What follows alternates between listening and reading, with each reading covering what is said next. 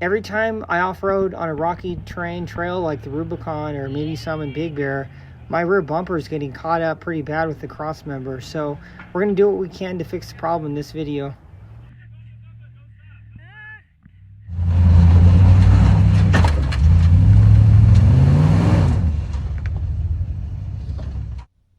Every single time I come off a steep ledge with this vehicle, I notice the frame and the bumper are scraping.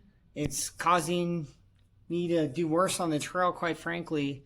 And so we're going to address that. I've been dealing with this for years and I've had enough. So we're going to do some modifications to get the maximum amount of ground clearance we can out of this vehicle.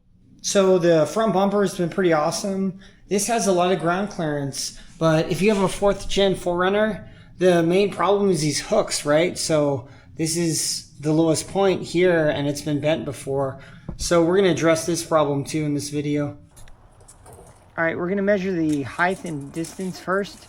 For the distance, we're going to get 40.25 and the height is 23.75. We're going to plug in the math and we're going to get a departure angle of 30.5. We're going to measure the front. So for the distance, we got 23 inches. And for the height, we got 17.6, which brings us to an approach angle of 37 degrees. The departure angle in the rear currently with this big clunky bumper is 30.5. And the front is 37 degrees with these factory hooks that are hitting rocks all the time. So we got the bumper modified, the cross member got plasma cut it off, and we have a 2-inch square tubing in its place. So the issue with these kind of weld-it-yourself kits, bumpers, or even the prefab ones that are already together, they lack ground clearance in the 4th gen 4Runners and the GX 470s. So if you're doing rocky terrain, you're going to really bang the bumper around. So if you'll notice, it does look higher. The hitch receiver is sticking out. Not really too thrilled about that, but what are you going to do? So if you look inside, you'll notice a 2-inch tubing. So that's connecting the frame rails together. And you can see right here, it's tapered off. All right, so the factory, they have these tow hooks factory, right? They kind of stick down.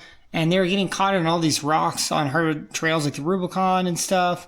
So what we did was we cut the factory tow points off and we have these welded on. So I'm going to gain additional approach angle and we're going to go through the approach angles and departure angles.